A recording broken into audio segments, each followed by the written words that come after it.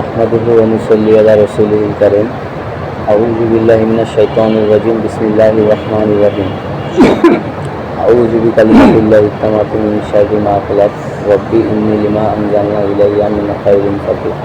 আসসালামু আলাইকুম ওয়া রাহমাতুল্লাহি ওয়া বারাকাতুহু। সবাই ভালো আছি তো?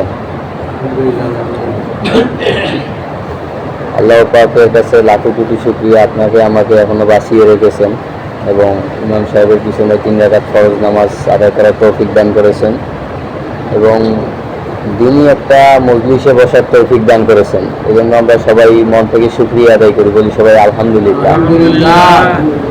আল্লাহ পাকের নিয়ামতকে যে শুকরিয়া আদায় করলো, আল্লাহ তাআলা তার নিয়ামতকে বাড়াই দিল। আচ্ছা থাক, বাচ্চারা থাক। আল্লাহ তাআলার নিয়ামতকে যে শুকরিয়া আদায় করলো, আল্লাহ তাআলা তার নিয়ামতকে বাড়াই দেয় এবং যে আল্লাহ তাআলার নিয়ামত পাওয়ার পরেও শুকরিয়া আদায় করে না, তার জন্য রয়েছে কঠিন আযাব। এটা হচ্ছে আল্লাহ পাকের কথা। তো আমরা যে কোনো সময় কোনো কিছু হওয়ার পর আমরা শুকরিয়া আদায় করব। ধরেন যে খানার পরে বা এক গ্লাস পানি খেলাম, পানি খাওয়ার পরেও আমরা তার শুকরিয়া আদায় করবো যে আলহামদুলিল্লাহ, এটা সুন্নত পালন করলাম। যাই হোক, গত সপ্তাহের যে আলোচনার বিষয়টা ছিল সেটা হচ্ছিল যে আমাদের পশ্চিমা সভ্যতা বলতে ওই সব ইউরোপ কান্ট্রি, আমেরিকা, রাশিয়া, চীন, জাপান, তারা কিভাবে আমাদেরকে কোরআন সুন্নাহ থেকে দূরে রেখেছে, আমাদের সমাজ ব্যবস্থাকে ধ্বংস করে দিয়েছে। এই বিষয়ে গত সপ্তাহে আলোচনা ছিল এবং মোটামুটি আপনারা যেভাবে আলোচনা করার, যেভাবে যা বুঝায়, তারা তো একদম পুরা সব কিছু আমাদের ধ্বংস করে দিয়েছে। শিক্ষাক্ষেত্র, চিকিৎসা ক্ষেত্র, স্বাস্থ্যক্ষেত্র, যা কিছু আছে, এবং কি খাদ্য, আমাদের খাবারের ভিতরেও তারা পয়জন ডুবাই দিছে। এইসব ব্যাপারেই তো গত সপ্তাহে আলোচনা হয়েছে। তো আজকের আলোচনার বিষয়টা হচ্ছে যে আজ থেকে 1500 বছর আগে আমাদের মহানবী হযরত মুহাম্মদ সাল্লাল্লাহু আলাইহি ওয়াসাল্লাম, তিনি আজ থেকে 1500 বছর আগে তিনি যে যুগটার ভিতরে ছিলেন এবং বর্তমান আমাদের যে যুগটা চলতেছে, এই যুগের মধ্যে যে একটা পার্থক্য, যে ডিফারেন্সটা আছে, এই বিষয় নিয়ে আর কি আজকে আলোচনা করতে চাচ্ছি। আমার তাত্ত্বিক জ্ঞান থেকে যতটুকু আমি ধারণা করতে পারছি, এই ব্যাপারে আপনাদের সঙ্গে শেয়ার করতেছি। তো ফার্স্ট অফ অল আমাদেরকে আগে জানতে হবে যে আজ থেকে 1500 বছর আগে আমাদের কুরাইশ বংশে, যখন আমাদের মহানবী হযরত মুহাম্মদ সাল্লাল্লাহু আলাইহি ওয়াসাল্লাম যখন কুরাইশ বংশে জন্মগ্রহণ করলেন এবং তিনি যে সভ্যতাটার ভিতরে ছিল, যে যুগটার ভিতরে একটাই ছিল, এই যুগটাকে বলা হয় অজ্ঞতা মূর্খতার যুগ, বা আপনারা বলেন যে আইএমএ জাহিলিয়ার যুগ। তা এই আইএমএ জাহিলিয়ার যুগে অনেক সমস্যা ছিল। তার মধ্যে মেজর যে সমস্যাগুলো ছিল, ওগুলোর মধ্যে এক নম্বর হচ্ছে ওইখানে আপনার শিরক ছিল। শিরক, আল্লাহর সাথে অংশীদারিত্ব করা, মূর্তি পূজা, শিরক ছিল। 2 নম্বরে হচ্ছে সুদ ভিত্তিক অর্থনৈতিক ব্যবস্থা ছিল, সুদ। 3 নম্বর হচ্ছে মাদকের সয়লাভ ছিল, অনেক মাদক দ্রব্য মানুষ অনেক পান করত, মাদকের সয়লাভ ছিল। 4 নম্বর হচ্ছে জিনা এবং নারীর অবমাননা, মৃত কন্যা সন্তান হলে মৃত দাফন করত। 4টা সমস্যা।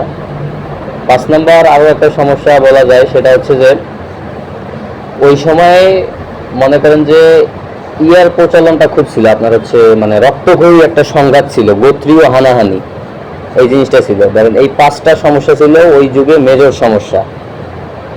বর্তমান আমরা যে 2024 সালে যে যুগে বসবাস করতেছি, এই যুগেও এই 5টা সমস্যা আছে। কথাগুলো চাচা একটু বুঝে যাবেন, ঠিক আছে? তাহলে হয়তো আর আলোচনা বেশি লম্বা করবো না, আপনাদের যাতে বিরক্ত বোধ না হয়। তা বর্তমান আমরা যে যুগে বাস করতেছি, এই যুগ আর বলা চলে এটাও একটা আইএমএ জাহিলিয়ার যুগ, শেষ জামানার যে যুগ। হয়তো বা 19 আর 20 হতে পারে, কিন্তু ধরা যায় ওই সময় ছিল শিরক, এখনো আছে শিরক। কিরকম শিরক? যে ধরেন এখন আমাদের মুসলিমের ভিতরে যে শিরকগুলো আমরা করি, সেটা হচ্ছে যে এই যে হাতে একটা বালা দেয় বা একটা ব্যাস, একটা যে কোনো কিছু দেয়, যে এইটা দিলে আমার হচ্ছে রোগ মুক্তি পাবো বা আমার বিষ ব্যথা চলে যাবে, এটা একটা শিরক। কোনো মহিলার সন্তান হচ্ছে না, কবিরাজের কাছে গেল বা ঝাড়ফুঁক করাইতে গেল, কবিরাজ, পীর, মাজার, বাবার দরবারে গেল, 1 নম্বর শিরক। সন্তান দেওয়ার মালিক, নেওয়ার মালিক একমাত্র আল্লাহ, চাইতে হইলে আল্লাহর কাছে চাইতে হবে। রাস্তা দিয়ে বের হইলাম, রাস্তার পথে ঘাটে একটা কালো বিড়াল বা কুকুর কিছু একটা পড়লো, যে আমার অমঙ্গল হবে, আমার বের হওয়া ঠিক হয় নাই, বা অমুকের মুখ দেখে বাইরে হয়েছি, তার কারণে আজকে আমার এই সমস্যা। শিরক, আমরা এরকম অগণিত শিরকের মধ্যে লিপ্ত আছি। যেমন আমরা বলি যে অমুক ডাক্তারটা না আসলে আজকে আমার ভাইকে বাঁচানোই যাইতো না, একদম পুরো পাক্কা শিরক। আমরা যেমন গার্মেন্টস ফ্যাক্টরিতে চাকরি করি, গার্মেন্টস ফ্যাক্টরিতে অনেক সময় বলে যে অমুক ছাত্রটা না হইলে আমার আজকে প্রমোশনটাই হইতো না, চাকরি হইতো না, একদম শিরক। এরকম হাজার হাজার লক্ষ লক্ষ শিরকের ভিতরে আমরা আছি। এটা হচ্ছে মুসলিমরা, আমরা মুসলিম যারা তাদের শিরক। অমুসলিমরা কিরকম শিরক করে, তারা হচ্ছে আল্লাহকে মানে না, তারা মূর্তি পূজা করতেছে, দেখো তারা হচ্ছে গাছের পূজা করতেছে, চন্দ্রের পূজা করতেছে, গ্রহ নক্ষত্র পূজা করতেছে। ওরা ভাবতেছে যে এসবের পূজা করতেছি, এরাও একটা মানে অংশীদার, এরাও আমাদের রিজিক দাতা। ওই শিরকের প্রচলন ওই সময়ও ছিল, এখনো আছে শিরকের প্রচলন। 2 নম্বর যে জিনিসটা, সেটা ছিল হচ্ছে রিবা। রিবা, রিবা কি? সুদ, সুদ ভিত্তিক অর্থনৈতিক ব্যবস্থা, যেটাকে সুদের হচ্ছে আপনার 70 কি 73টা কাতার আছে, তার মধ্যে সর্বনিম্ন যে কাতারটা, আমি বলতে চাচ্ছি না, আপনারাই তো জানেন সুদের যে কি, যে নিজের মায়ের সাথে জেনা করার মতো অপরাধ, যে সুদ যে জিনিসটা।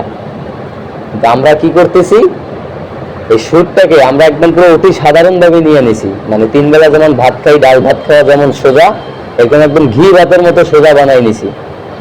এটা অবশ্য আমাদের দোষ না। আমি যে গত সপ্তাহে বলছিলাম যে আমাদের পুরা সমাজ ব্যবস্থাকে ধ্বংস করে দিছে ওই যে ব্রিটিশরা, ওইখান থেকেই আমাদের পুরা গ্লোবাল ওয়াইজ পুরা বিশ্বের মধ্যে সুদ ছড়াই দিছে। কিভাবে? আপনি ধরেন যে বাংলাদেশের যে সরকার প্রধান এখন আছে, ধরেন যে ওয়ার্ল্ড ব্যাংক, বিশ্ব ব্যাংক থেকে লোন নিতে যাবে, পদ্মা সেতু করবে বা বড় প্রজেক্ট করবে, মেট্রো রেল করবে, সুদ ছাড়া ওরা লোন দিবে না। সুদটা পুরো আমাদের ভিতরে একদম পুরো ছড়াই দিছে, পুরো আমাদের মানে পুরো বিশ্বটাকে ওরা সুদখোর বানাই দিছে। চিন্তা করে দেখবেন, মানে কিন্তু সুদেরই কিন্তু অংশ। আপনি প্রত্যেকটা গ্রামগঞ্জে এনজিওতে, মানে গ্রামগঞ্জে যাবেন, প্রত্যেকটা জায়গায় এনজিও আছে, ব্যাংক এনজিও। তা কখনো কি মাথার ভিতরে এই জিনিসটা আসছে যে সুদের কি এমন একটা পাপ? আমি তো একটা মানুষকে হত্যাও করতেছি না, মারতেওছি না, ইয়া করতেছি না, তারপরেও আল্লাহ এই কথাটা বলছে যে একদম নিজের মায়ের সাথে জেনা করা, এবং আরেকটা বলছে যে আমি এবং আমার রাসূলের সাথে যুদ্ধ ঘোষণা করা, সুদের ভিতরে যে যাবে। এবং এই কারণেই মেরাজের রাত্রে, একটা হাদিসে সেদিন দেখলাম, মেরাজের রাত্রে হুজুর নবী করিম সাল্লাল্লাহু আলাইহি ওয়াসাল্লাম স্বপ্নে দেখেছিল যে শেষ জামানার এক জাতি রক্তের নদীতে, মানে জাহান্নামের রক্তের নদীতে গোসল করতেছে, এবং তাদের মাথাগুলো ফাটিয়ে দেওয়া হচ্ছে সুদের কারণে। তিনি স্বপ্নে দেখছিল। তো এই হচ্ছে আমাদের বর্তমান অবস্থা। মানে তখনও সুদ ছিল, এখনো সুদ আছে, এবং সুদটা পুরো বিশ্বে ছড়াই দিছে। তখন তো একটা গোত্র জায়গায় জায়গায় ছিল, আর এখন পুরো বিশ্বে আপনি আমি আমাদের নিজের অজান্তেই আমরা সুদ করে হয়ে যাচ্ছি। এইভাবে পুরো জাতিটাকে আমাদেরকে এইভাবে বানাই দিছে। 3 হচ্ছে কি? জিনা, এবং হচ্ছে নারীর অবমাননা। যেটা কথা, নারীর অবমাননা তখন কি ছিল, যে কন্যা সন্তান জন্ম হইলে জীবিত দাফন করে ফেলতো। এখন কি নারীর অবমাননা হয় না? এখন আপনারা বলতে পারেন যে কিভাবে হয়? তখন জীবিত দাফন করতো, এখন মায়ের পেট থেকেই দাফন করে। তো 2টা মাইয়া হয়েছে, এটাও মাইয়া, অ্যাবর্শন। আল্ট্রাসাউন্ড করলে তো এখন ডিজিটাল যুগ না, বোঝা যায় না, নষ্ট করে ফেলাই দেয়। তখন জীবিত দাফন করতো, এখন পেটের ভিতরেই দাফন করে। কি করে না, কি করে না? হ্যাঁ, কন্যা সন্তান হইলেই কিন্তু মানুষের মন খারাপ হয়ে যায় এখন। কিন্তু আল্লাহ তাআলা বলছেন যে কন্যা সন্তানই হচ্ছে আল্লাহর রহমত। এই জিনিসটা এখনকার সমাজের লোকজন বুঝে না, সেকুলার সমাজ, তাদের মাথা ব্রেন ওয়াশ করে ফেলছে। তাদের শিক্ষা ব্যবস্থা থেকে শুরু করে যে শিক্ষা ব্যবস্থায় বড় হয়েছে, যেভাবে বড় হয়েছে, ওইটাই শিখছে। তারা কি কুরআন সুন্নাহর আলোকে চলছে? মুসলিম খেলাফা অনুযায়ী দেশ চলছে? চললে তো অবশ্যই জানতো। নারীকে এমন ভাবে একটা জিনিস করতেছে, ধরেন যে সিনেমা বলেন, নাটক সিনেমাতে বা অ্যাডভার্টাইজ, যেভাবে নারীকে মনে করেন যে একটা প্রোডাক্ট, মানে একটা পণ্য হিসেবে ব্যবহার করতেছে। যে একটা নারীকে একটা মনে করেন যে উলঙ্গ একটা হাফ ড্রেস পরে এক পণ্য হিসেবে সাজাইলাম, 10 মিনিট ভিডিও করলাম, এটাই মানুষ খাবে, ও পণ্য হিসেবে ব্যবহার করতেছে, বিনিময়ে কিছু অর্থ দিতেছে, এবং ওকেও সবাই সেলিব্রিটি মনে করতেছে, ও লেকচার টেকচার দিতেছে যে আমি নায়িকা হয়ে গেছি এখন। কিন্তু হারাম কোশ্চিনকালেও একটা যুবক ওকে সম্মানের চোখে দেখে না, ওকে ভোগের দৃষ্টিতে দেখে। যত যুবক আছে এই জিনিসটা ও বুঝে না, মানে ওকে একটা পণ্য হিসেবে ব্যবহার করা হইতেছে নারীকে। ওই নারীর অবমাননা এবং জিনার কথা কি বলবো, তখন তো জিনা হইতো মানুষ, আর এখন এই যে একটা ফোন, একটা মোবাইল ফোনে মনে করেন যে যুবকরা পুরো জিনাই লিপ্ত। মোবাইল ফোনে জানেন মোবাইল ফোনে কি অবস্থা আছে? মোবাইল ফোনে মনে করেন যে পর্নোগ্রাফি আছে, একদম ওদের কৃষ্টি কালচার, এবং এগুলো সব ফ্রি, আপনাকে দেখতে 1 টাকাও লাগবে না, কিচ্ছু লাগবে না, একদম ফ্রি করে দিছে, আপনি দেখতে পারবেন, আপনার ইচ্ছা মতো চলতে পারবেন। মানে তখন তো জিনাটা ছিল একটা এলাকায় বা একটা মানুষে জিনা করতে, আর এখন পুরো বিশ্বে এই মোবাইলের মাধ্যমে যে কত পাপ হয় হিসাব ছাড়া। এই মোবাইলটা এমন একটা জিনিস, এটার হয়তো বা ওজন কম, কিন্তু কিয়ামতের ময়দানে, কিয়ামতের মাঠে, হাসরের মাঠে এর পাপের বোঝা যে কত বড় হবে মনে করেন যে আমাদের কল্পনারও বাইরে, আমাদের ধারণারও বাইরে। এই জিনিসগুলাই যে যুবক ভাইদের মাথার মধ্যে নাই। তারা রাতের পর রাত মোবাইল চালাচ্ছে, মোবাইলে এইসব দেখতেছে, দেখার পর পুরো জিনার সাথে লিপ্ত হচ্ছে। এটা কারা ছড়াই দিছে? ওই যে ওরাই কিন্তু ছড়াই দিছে। তো দেখেন এই জিনিসটা ছিল 4 নম্বর পয়েন্ট। আরেকটা কি ছিল? যে সুদ, তারপর হচ্ছে শিরকের প্রচলন ছিল, তারপর হচ্ছে মাদক দ্রব্য ছিল। মাদক দ্রব্যের যে 6 লাখ মাদক দ্রব্য এখন আছে না?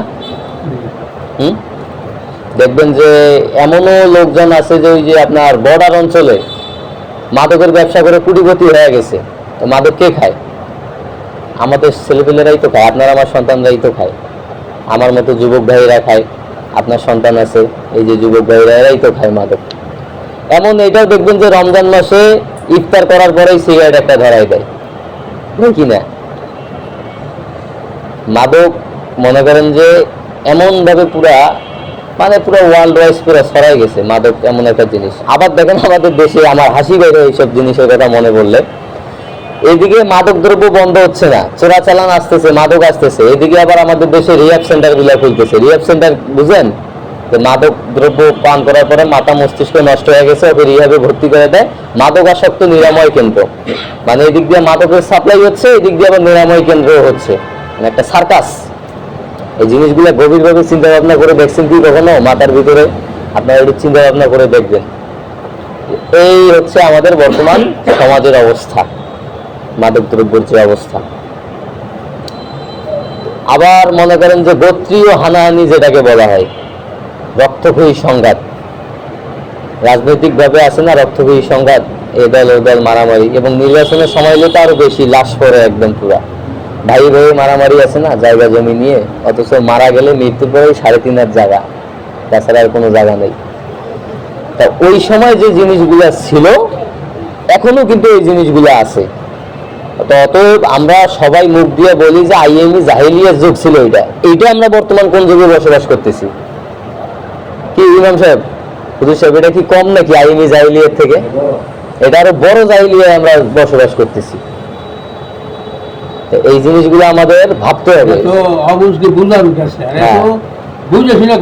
হ্যাঁ, বুঝে শুনে করতেছে, এই তো আপনি চাচা বুঝছেন।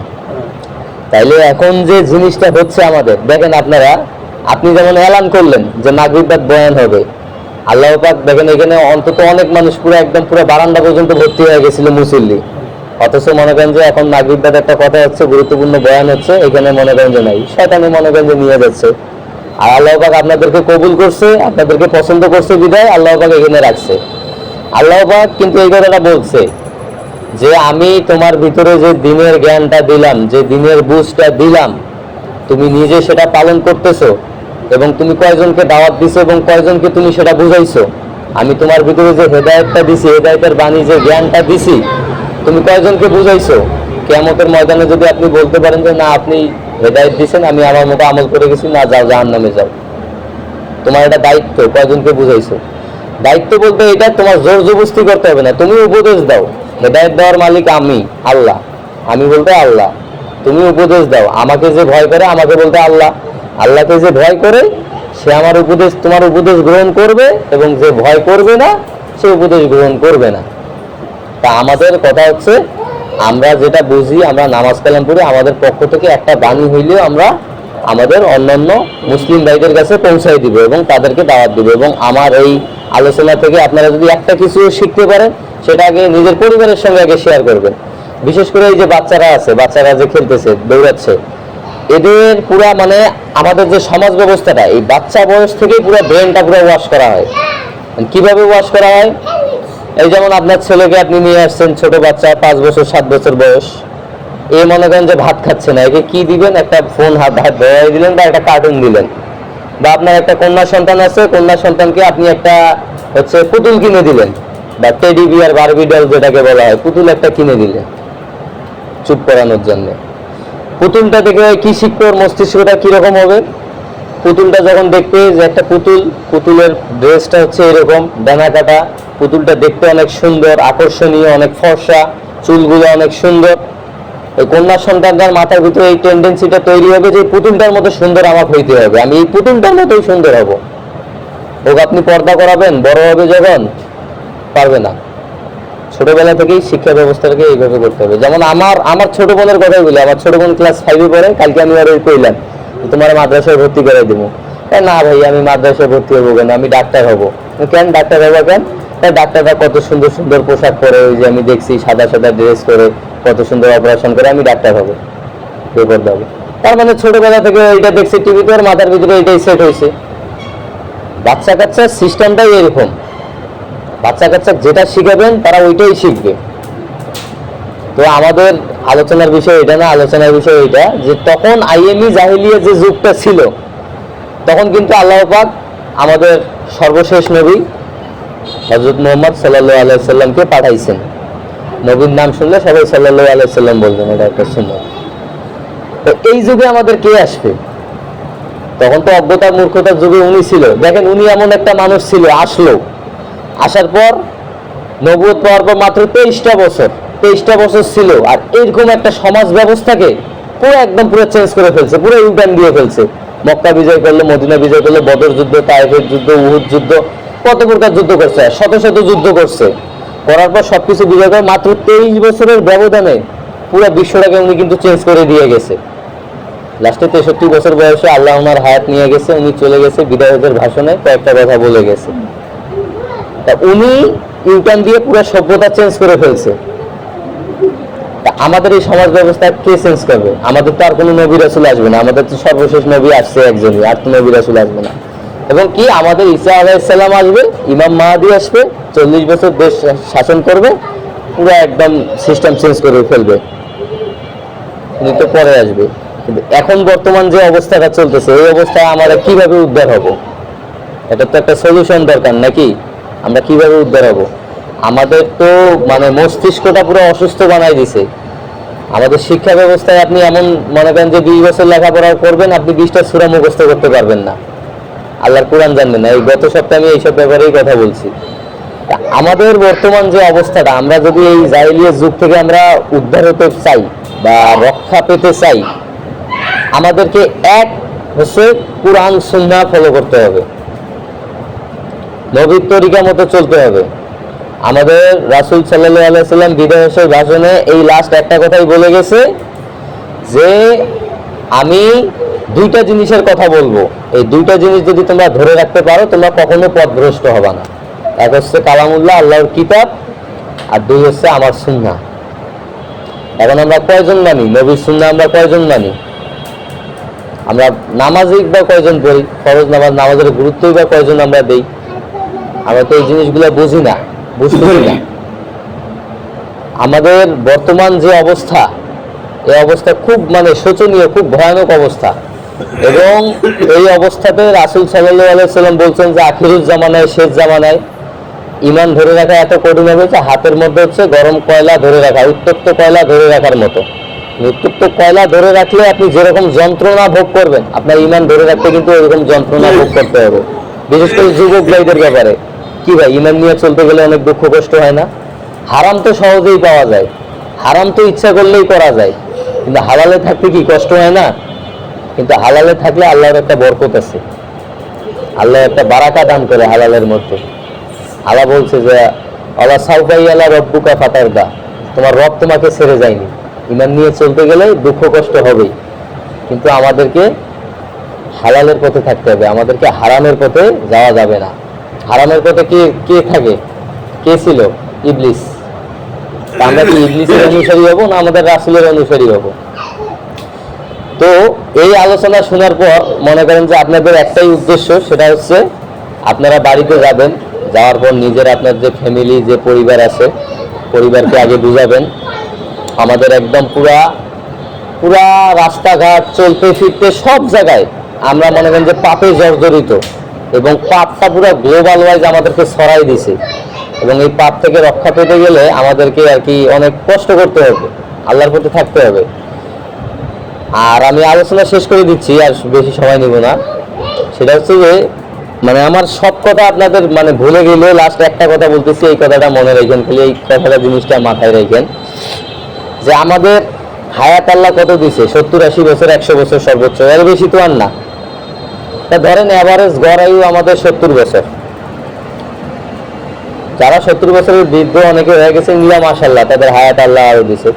70 বছর যদি আমাদের গড় আয়ু হয়, আমাদের জীবন থেকে কত বছর চলে গেছে, অতিবাহিত হয়ে গেছে? কারো 30, 40, 50, 60 বছর চলে গেছে। তাইলে এটা যদি মাইনাস করি আমরা কয় বছরের হায়াত পাবো? বাকি যে জিন্দগিটা আমার চলে গেল, এই জিন্দগিতে আমরা কি করলাম? কিছু করছি আমরা আল্লাহর জন্য? কিছু করতে পারছি? তা এই যে বর্তমান যে জিন্দগিটা আছে, এই জিন্দগিটা আমাদের ধরে রাখতে হবে এবং আল্লাহর পথে থাকতে হবে, এবং বিশেষ করে আমাদের একটা নতুন সমাজ ব্যবস্থা চালু করতে হবে। আমরা যে সমাজ ব্যবস্থায় আছি, এই সমাজ ব্যবস্থায় থাকলে কোশ্চিন কালেও আমরা ইসলাম প্রচার করতে পারবো না, দিন প্রচার করতে পারবো না, কারণ সম্ভব না। আমাদের নিজের পরিবার থেকে আগে শুরু করতে হবে। আমাদের যাদের সন্তান আছে, সন্তানকে আপনি জেনারেল লাইনে পড়ান, আপনি স্কুলে পড়ান, আপনার ছেলেকে আপনি ডাক্তার ইঞ্জিনিয়ার বানান, কিন্তু সাথে কোরআনটা যাতে 100% পড়তে পারে। কোরআন এই জিনিসটা যার কলবের ভিতরে থাকবে, শয়তান কিন্তু তার ত্রিসীমানায় আসতে পারবে না। আর যুবক বয়সের ইবাদত তো আল্লাহ পছন্দ করেন, জানেনই তো যে হাদিসে আছে যে যে ব্যক্তি দাড়ি কালো অবস্থায় ইবাদত শুরু করছে এবং ইবাদত করতে করতে তার দাড়ি সাদা হয়ে গেছে, তাকে আমি শাস্তি দিতে লজ্জাবোধ করব। মানে আল্লাহ নিজে লজ্জা পাবে তাকে শাস্তি দিতে, যে ব্যক্তিটা কালো দাড়ি অবস্থায় ইবাদত শুরু করছে এবং ইবাদত করতে করতে তার দাড়ি সাদা হয়ে গেছে। তা অতএব আমাদেরকে আল্লাহ পাক হেদায়েত দিয়েছে, আমরা কখনো নামাজ ছাড়বো না এবং আমরা পথভ্রষ্ট হব না। পথভ্রষ্ট হওয়ার একমাত্র কারণ কি? 1 নম্বর হচ্ছে ডিভাইস, মোবাইল। 2 নম্বর হচ্ছে নারীর ফিতনা। বিশেষ করে যুবক বয়সে যারা আছে, যারা বিয়ে শাদী এখনো করে নাই, তারা হচ্ছে নারীর ফিতনায় পড়ে, নারীর ধোকায় পড়েই তাদের কিন্তু অবস্থা শেষ, একদম বরবাদ। আর হচ্ছে কষ্ট পায়, হতাশা পায়, মাদকের মধ্যে চলে যায়। যে মাদকের প্রসঙ্গ আসলো, মাদকটা কেন গ্রহণ করে? আমাদের তো অনেকের একটা হতাশা আছে, এই যে একটা মনে করেন যে পরিবার থেকে চাপ, জীবনের উদ্দেশ্য কি করলা, লেখাপড়া করতে পারলাম না, চাকরি হইল না, হতাশা। সে হতাশা করার জন্য, বিমুখ করার জন্য সে সিগারেট খাচ্ছে, মাদক গ্রহণ করতেছে, সে মোবাইলে বিভিন্ন রকম ভিডিও দেখতেছে, পর্নোগ্রাফি দেখতেছে, সে হচ্ছে পতিতালয়ে যাচ্ছে সুখ খোঁজার জন্য। এগুলোতে কি ভাই সুখ আছে? সুখ আছে একমাত্র কোরআন সুন্নাহয়। আমার নবী সাল্লাল্লাহু আলাইহি সাল্লাম যখন কষ্ট পেতেন সাথে সাথে নামাজে দাঁড়ায় যেতেন, আর এখনকার যুবকেরা কষ্ট পাইলে মাদক গ্রহণ করে। এই হচ্ছে পার্থক্য। তো ওই সময় আমার নবী সাল্লাল্লাহু আলাইহি সাল্লাম ছিল, আইনি জাহিলিয়াতটা চেঞ্জ করে দিছে, আর এখন আল্লাহ পাক আমাদেরকে হেদায়েত দিচ্ছে, আমাদের মাধ্যমে আমাদের নিজেরাই আমাদেরকে চেঞ্জ করতে হবে। এবং তিনি তো বলে গেছেন যে 2টা জিনিস আঁকড়ে ধরে থাকবা, তাহলে কোশ্চিন কালেও তোমরা পথভ্রষ্ট হবা না। তা আমাদেরকে ওই 2টা জিনিস আমাদেরকে আঁকড়ে ধরে রাখতে হবে। কি কি সেই 2টা জিনিস? হ্যাঁ, কোরআন আর হচ্ছে নবীর সুন্নাহ। নবীর সুন্নাহটা কি? আমরা কিন্তু প্রতি পদে পদে আমরা নবীর সুন্নাহ মানতে পারি, একদম পুরো মাথার চুল থেকে পায়ের পাতা পর্যন্ত আমাদের নবীর সুন্নাহ আছে। আমরা মনে করেন যে মাথায় কিন্তু মাথা ঢাকা সুন্নত, মাথায় টুপি দিয়ে আমরা সুন্নত রাখতে পারি, দাড়ি রাখা সুন্নত। দেখেন দাড়ি এমন একটা সুন্নত, আপনার কবরের সাক্ষী একমাত্র এই জিনিসটাই থাকবে। আপনি মৃত্যুর পর যখন আপনার দাফন করা হবে, সাদা কাপড় ছাড়া তো আর কিচ্ছু থাকবে না, আপনার কোন সুন্নাহটা থাকবে তখন? তখন একমাত্র আপনার এই দাড়ি, এই সুন্নাহটাই থাকবে। এটা এমন একটা সুন্নাহ। তিনি লম্বা কাপড় পরিধান করতেন, জুব্বা, লম্বা কাপড় পরিধান করা সুন্নত, ঠিক আছে। তারপর তিনি খাবারের মধ্যে আমাদের সুন্নত আছে, তিনি খেজুর পছন্দ করতেন, ফলের মধ্যে খেজুর খাওয়া কিন্তু সুন্নত। আনার পছন্দ করতেন, ডালিম। তিনি হচ্ছে আপনার তরকারির মধ্যে লাউ পছন্দ করতেন, লাউয়ের তরকারি, তিনি গোস্তর সাথে লাউ লাউ খাইতেন। এটা বিজ্ঞানে সেদিন একটা ইয়াতে দেখলাম, কনফারেন্সে দেখলাম যে বিজ্ঞানে এটা প্রমাণিত যে লাউয়ের মধ্যে যে কোলেস্টেরলটা, মানে মাংসের মধ্যে যে কোলেস্টেরলটা থাকে, যে বাড়তি একটা যে ভাইরাস, ওটা নাকি লাউ দিয়ে রান্না করলে নাকি ওই লাউটা ওইটা শুষে নেয়, টেনে নেয়। ওই দিন একটা কনফারেন্সে দেখলাম, সত্য মিথ্যা আল্লাহ জানে, আমি শিওর না, তবে আমি দেখলাম একটা ভিডিও আমার চোখের সামনে পড়লো। উনি লাউ খেতেন তরকারির মধ্যে, সবজির মধ্যে। উনি হচ্ছে রুটি খেতেন, গমের রুটি। উনি কিন্তু বাদাম খেতেন, মধু খেতেন, মানে পুষ্টিকর খাবার যেগুলা, উনি কিন্তু ওইগুলা খেতেন। তা ওনার সুন্নাহ, অনেক সুন্নাহ আছে, চলতে ফিরতে। উনি সবসময় মেসওয়াক করতেন। ওনার একটা ব্যাগ ছিল, প্রসাধনীর ব্যাগ, ব্যাগের মধ্যে মেসওয়াক ছিল। উনি গোফ রাখতেন একদম ছোট, মোষ কাটতেন। একটা ক্যাচি ছিল ওনার ইয়ার মধ্যে। জয়তুনের তেল ব্যবহার করতেন। জয়তুনের তেলের উপকার সম্পর্কে তো আপনাদের ধারণা আছে মোটামুটি। জয়তুনের তেল ব্যবহার করতেন। সিরাত সম্পর্কে পড়েন, আর রাহিকুল এক মাকতুম একটা বই আছে, রাহিকুল মাকতুম বইয়ে সব লেখা আছে ওনার সম্পর্কে, উনি কি কি করতেন। এটা হচ্ছে নবীর সুন্নাহ। আমরা অনেক সুন্নাহ মানতে পারি, কত সুন্নাহ বলবো, আলোচনা দীর্ঘায়িত করবো না, শেষ করে দিচ্ছি। আর একটা হচ্ছে কি, কোরআন। কোরআনটা এমন একটা জিনিস, কোরআনটা কিন্তু আমাদের মানতে হবে। কোরআন কিন্তু আমরা নামাজ পড়া যেমন ফরজ, এরকম কিন্তু কোরআন একটা ফরজ। কালামুল্লাহ শরীফ, কোরআন শরীফ এমন একটা জিনিস, এটা কিন্তু আল্লাহ তাআলার মুখের বাণী। চন্দ্র, সূর্য, গ্রহ, নক্ষত্রের মতো এটা কিন্তু সৃষ্টি না, যে আল্লাহ পাক এটা একটা কিতাব সৃষ্টি করছে। ডিরেক্ট সরাসরি আল্লাহ তাআলার মুখের বাণী। ধরেন আমি কিভাবে বুঝাই, ধরেন যে একটা ওয়াজ দেখেন না, মোবাইলে ওয়াজ শুনেন না, ওয়াজের মধ্যে ধরেন যে মিজানুর রহমান আজারি সাহেব হুজুরের ওয়াজ দেখতেছেন, কথা বলতে পারতেছেন না, কিন্তু তার ওয়াজটা তো শুনতেছেন, যে না এটা মিজানুর রহমান আজারি। আল্লাহ কিভাবে দেখবেন বা আল্লাহর কথা কিভাবে শুনবেন? কোরআন করবেন। কোরআন হচ্ছে ডাইরেক্ট সরাসরি আল্লাহর বাণী। আল্লাহ তাআলা জিবরাইল আলাইহিস সালামের মাধ্যমে ওহী নাজিল করছিল হেরা গুহায়, নবীজি সাল্লাল্লাহু আলাইহি সাল্লাম যখন ছিলেন। ওই যে আইনি জাহিলিয়াত যুগ, অজ্ঞতা মূর্খতা সহ্য করতে পারতেন না, মনের কষ্টে উনি হেরা গুহায় যাইতেন, যাই গুহার মধ্যে বসে থাকতেন, আল্লাহকে ডাকতেন যে আল্লাহ কি যুগে আসলাম, এই যুগের মানুষ এরকম এত পাপাচার পাপিষ্ট, ভাল লাগে না। উনি হেরা গুহায় যাইতেন। দেখবেন যে আপনি যখন নামাজ শুরু করবেন, সাপোজ আপনি নামাজ শুরু করলেন, আপনার গান শুনতে ভালো লাগবে না, তা উনি এরকম একটা দিনদারিতা মানুষ, ওনার ভালো লাগতো, উনি হেরা গুহায় যাইতেন। ওই তখনই কোরআন নাজিল হয়েছে, জিবরাইল আলাইহিস সালাম ফেরেশতার মাধ্যমে আল্লাহ তাআলা তার বাণীটা ওহী করে তার কাছে পৌঁছাই দিয়েছে। তাই এটা সরাসরি আমরা বলতে পারি এটা আল্লাহ তাআলার মুখের বাণী, ঠিক আছে। এবং কোরআন আমরা অনেকেই পড়তে পারি না, শিখতে জানি না। কোরআন শিখতে গেলে, আমি শেষ করে দিচ্ছি, কোরআন শিখতে গেলে এই জিনিসটা মাথায় রাখবেন যে শয়তান আপনাকে তিনভাবে ধোঁকা দিবে। এক নম্বর ধোঁকা দিবে এটা যে এখনো অনেক সময় পড়ে আছে, পরে শিখে নেব, সমস্যা নেই, এটা হচ্ছে এক নম্বর ধোঁকা। দুই নম্বর ধোঁকা হচ্ছে যে আমি তো পারতেছি না, আমার দ্বারাই হবে না, আমার দ্বারাই সম্ভব না, আমি নামাজ কালাম পড়ে আসলে আমার দ্বারাই সম্ভব না, এই ওয়াসওয়াসাটা আপনাকে দিবে কোরআন শিখতে গেলে। আসলে এটা কখনোই সম্ভব না। আল্লাহ তাআলার বাণী এত সোজা, আরবি পড়া আপনি দেখেন যে কোনো সূরার মধ্যেই দেখবেন যে সাপোজ দেখেন কুল আউযু বিরাব্বিন নাস, মালিকিন নাস, ইলাহিন নাস, মিন শারিল ওয়াসওয়াসিল খান্নাস, আল্লাযী ইউওয়াসওয়িসু ফি সুদুরিন নাস, মানে সবার শেষে একটা করে নাস আছে, কুল আল্লাহু আহাদ, আল্লাহুস সামাদ, মিল আছে প্রত্যেকটা সূরা। যে কোনো কুল আউযু বিরাব্বিল ফালাক, মিন শারি মা খালাক, লাস্টে একটা কাফ আছে। এই যে একটা, এটা ডক্টর নাবিল সেদিন বলছে যে আরবি পড়া এত তাড়াতাড়ি মুখস্থ হয় অন্যান্য পড়া থেকে। কেন, কি কারণে মুখস্থ হয়?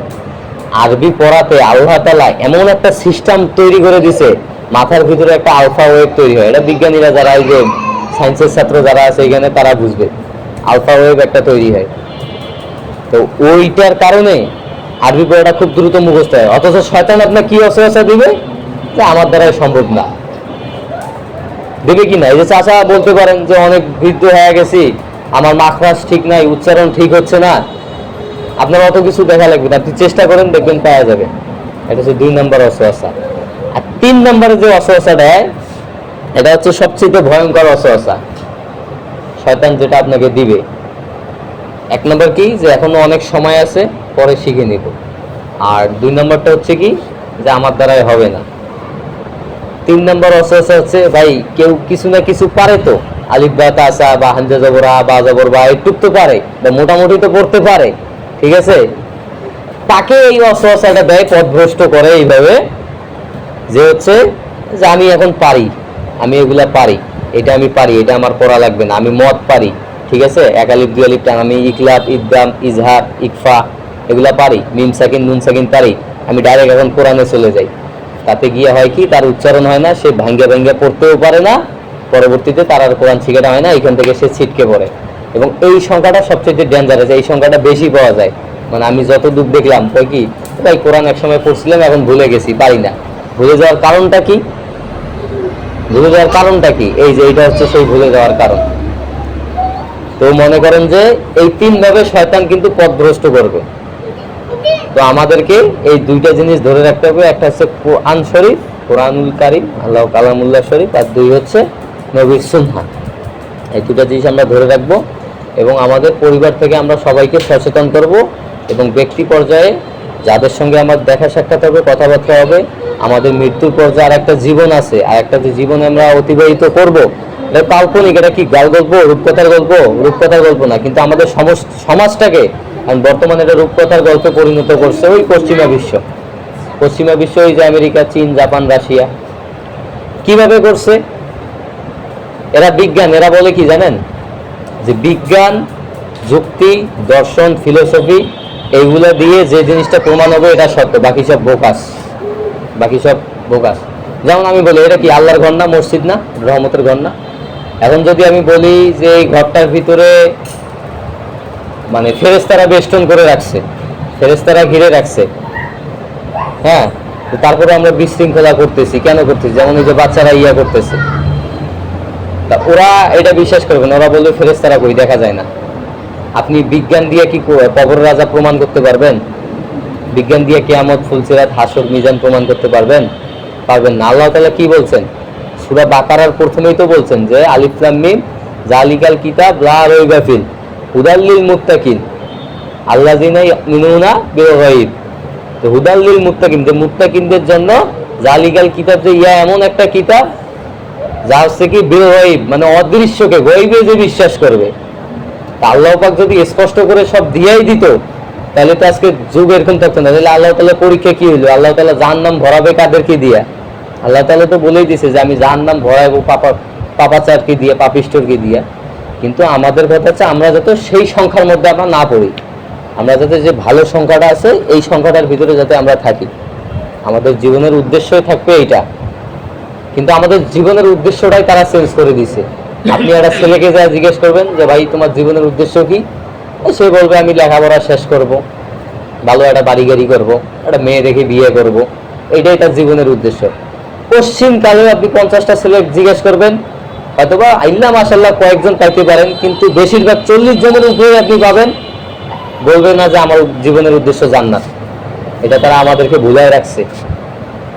আর শয়তান সবচেয়ে বড় যে কাজটা করে সেটা হচ্ছে কি, ওর সবচেয়ে বড় যে কাজ, মানে 1 নম্বর কাজ, সেটা হচ্ছে কি মৃত্যুটাকে আমাদের থেকে ভুলায় রাখা। অথচ মৃত্যু হচ্ছে আমাদের অতি নিকটে, সব থেকে নিকটে হচ্ছে মৃত্যু। মৃত্যু আমাদের সব নিকটে, যে আমরা এক নিঃশ্বাস নিলাম আর এক নিঃশ্বাস ফেলাইলাম, এত নিকটেও না, তার থেকেও নিকটে, যে চোখের পলক ফেলানোর আগেই আমাদের মৃত্যু হয়ে যেতে পারে, মৌত হতে পারে। আর শয়তান আপনাদেরকে বুঝাবে যে তুমি আরো দীর্ঘ হায়াত আছে তোমার, তুমি আরো বেঁচে থাকবা, তুমি দীর্ঘদিন বেঁচে থাকবা, তুমি থাকো, তুমি আমোদ ফুর্তি করো। মৃত্যু থেকে আমাদেরকে দূরে রাখে। তো অতএব আমরা কুরআন সুন্নাহ ধরে রাখবো, আল্লাহ তাআলার কালাম নিয়ে আমরা চলবো, ঠিক আছে। আর আল্লাহ তাআলা আমাদেরকে তৌফিক দান করুক, হেদায়েত দান করুক, আমরা যাতে আল্লাহ তাআলার কালাম নিয়ে চলতে পারি এবং বাকি জিন্দেগি যাতে আমরা ঈমানের সহিত মৃত্যুবরণ করতে পারি ইনশাআল্লাহ। আপনাদের সাথে হয়তোবা যদি আমরা হ্যাঁ করতে পারি তাহলে হবে। তো আপনাদের এইখান থেকে হ্যাঁ শেষ করে দিচ্ছি। এখানে